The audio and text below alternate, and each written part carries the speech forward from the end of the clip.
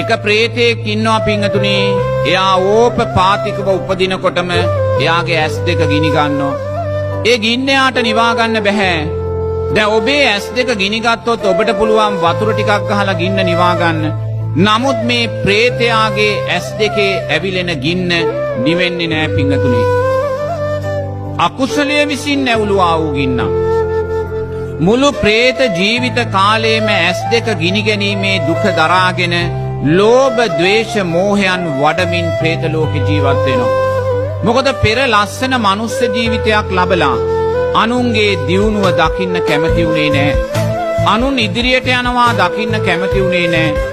ඊර්ෂ්‍යාව, වෛරය වැඩුවා. ඒ නිසාම අනුන්ගේ දියුණුව දකින්න අකමැති වුණා වූ ඇස් දෙක ගිනි ගනිමින්ම ප්‍රේත ලෝකයේ උප්පත්තිය සකස් වෙනවා පිංගතුනි. තව එක ප්‍රේතෙක් ඉන්න එයාගේ කටක් එයාට නැහැ. එයාගේ කට සමෙන් පූට්ටු වෙලයි තියෙන කටක් නෑ පිංගතුනි.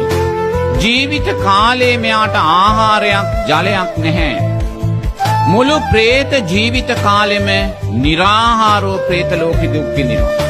මොකද පෙර ජීවිතේ ලස්සන මනුස්ස ජීවිතයක් ලැබලා මහා සංඝරත්නයට දෙන්නා වූ දානයන් වැළැක්වුවා. දන් දෙන්න එපා කියලා අවවාද කළා.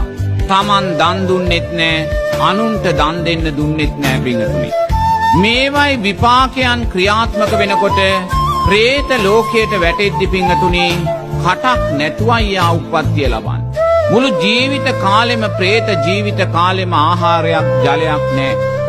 ඒ වගේමයි අන්සතු දේ සොරකම් කිරීම නිසා ප්‍රේත ලෝකයට වැටුණ අය ඉන්නවා.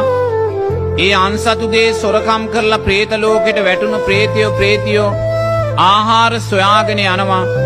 ඒගොල්ලන්ට ලස්සන බත් පිඟානක් පේනවා. මේ බත් පිඟාන කන්න යනකොටම පිංගතුනි බත් පිඟාන අතුරුදහන් වෙලා යනවා. දිය කඩਿੱත්තක් පේනවා, ජලයේ තියෙන දිය කඩਿੱද්දෙන් වතුර බොන්න යනකොටම දිය කඩਿੱත්ත අතුරුදහන් වෙලා යනවා. පෙනි ආහාර තියෙනවා, පෙනි ජලය තියෙනවා. නමිත් ඒවා පරිහරණය කරන්න යනකොටම අතුරුදහන් වෙනවා පිංගතුනි. ඇයි පෙර ජීවිතේ මනුස්ස ජීවිතයක් ලැබලා අන්සතු දේ සොරකම් කළා. අනුන්ගේ සැපය උදුරාගත්ත අනුන්ගේ සැපය සොරකම් කළා.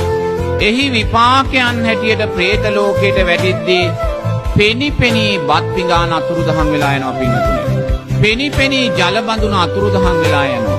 මුළු ප්‍රේත ජීවිත කාලෙම निराहाරව දුක් විඳිනවා පිංගතුනි.